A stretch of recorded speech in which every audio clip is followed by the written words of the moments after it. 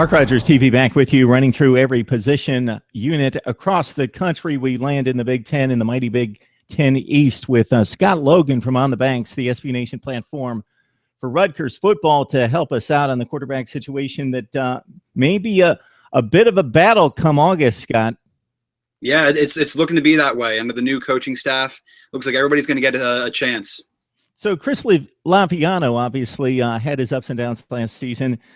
Nice games against Michigan State and the near upset at home, the Indiana game as well, and he finished off in a 46-41 loss with a big day against Maryland, took his lumps against the big teams across the conference, but he's going to be pushed by a couple guys on campus already, and then now we've got a transfer in Zack Allen from TCU. Yeah, I think Laviano would be the early favorite, but this whole Allen transfer definitely throws a wrench into those plans. I think we're back to square one now, and it's really going to come down to who performs the best this summer. So what do we know about Allen at this point? I know he had some decent offers coming out of high school. Yeah, he's a fairly unknown. He was a 3-star quarterback in the 2013 class out of Texas. He got a lot of looks from not just TCU, but also Minnesota, Syracuse, and a few other schools. He went to TCU and served mostly as a backup. He played behind Trayvon Boykin for a while. This past year, he actually converted to wide receiver. Didn't see too much time there. And he actually graduated this past year, so he can transfer and play right away. So he's got 2 years eligibility at Rutgers since he finished his degree in 3 years at TCU. So he's a system fit. TCU runs that power spread. That's what Rutgers is looking to install with new offensive coordinator Drew Maringer. I think as far as the guys on the roster go, he's the best fit right now. All right, Scott, obviously the Gary Nova era kind of garnished a lot of praise and a lot of criticism from Rutgers fans. Boom or bust, big arm got the job done in a number of areas, but Chris Laviano takes over as a sophomore last season. I mentioned the big efforts against some teams in the Big Ten, some letdowns. He was pulled a couple times.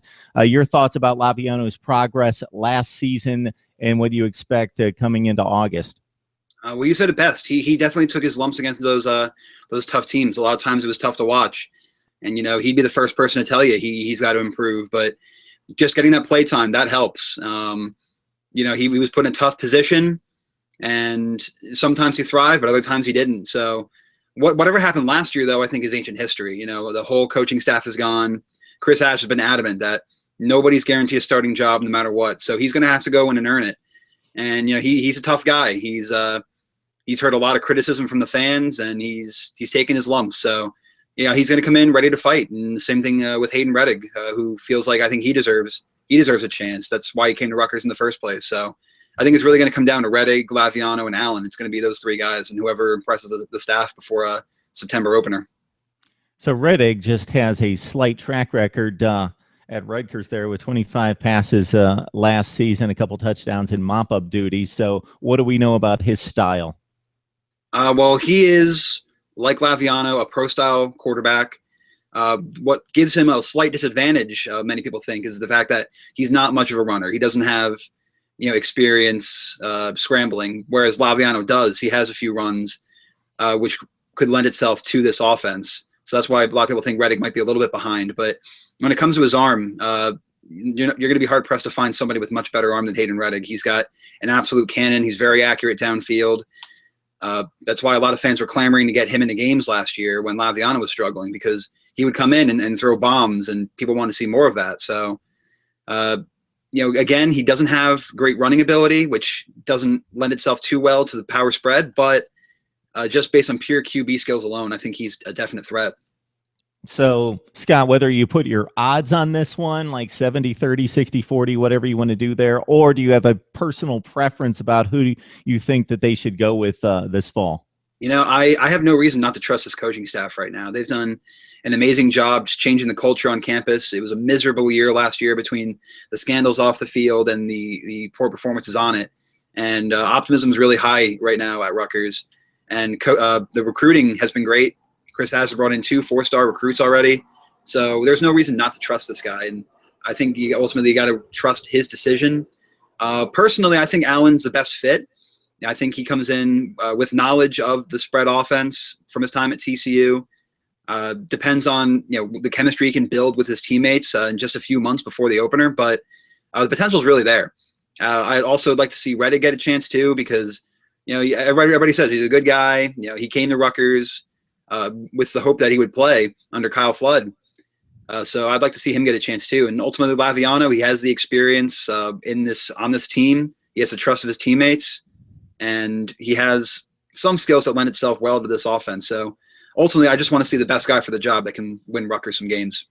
Scott, you mentioned the renewed optimism. You mentioned the recruiting going forward, but going back a year or two, or just this past recruiting class, Tylen Oden, obviously you've got to be optimistic about his potential. Probably not in the mix for the quarterback battle this time around, but a top 20 dual threat quarterback, pretty dynamic player out of Tennessee. Michael Dare might have something to say down the road as well, out of Elmwood Park, a top 40 pocket passer. Yeah, Dare, again, he's again a pro-style offense quarterback. So I think he's going to have a hard time fitting with this new offense, but he's going to be given a chance, it looks like. As for Oden, he very much looks like the quarterback of the future. He has great legs, a good arm, great running ability. He looks like he'd be a perfect fit in this offense. It's just right now, you look at his film, and it's very impressive. But you look at his figure, it looks like he could bulk up. He could stand to bulk up a little bit going against these tough Big Ten defenses. So I really think a redshirt year would not hurt him at all, and he could come in the 2017 season ready to go. All right, following a string of bowl appearances and a decent first run in the Big Ten under Kyle Flood, Rutgers trying to get off the deck with Chris Ash at the helm, and a fine recruiting class for this past fall and going forward. Scott Logan from On the Banks, SB Nation's place for Rutgers football, joining us. Scott, we appreciate the time, man. Hey, thank you, Mark.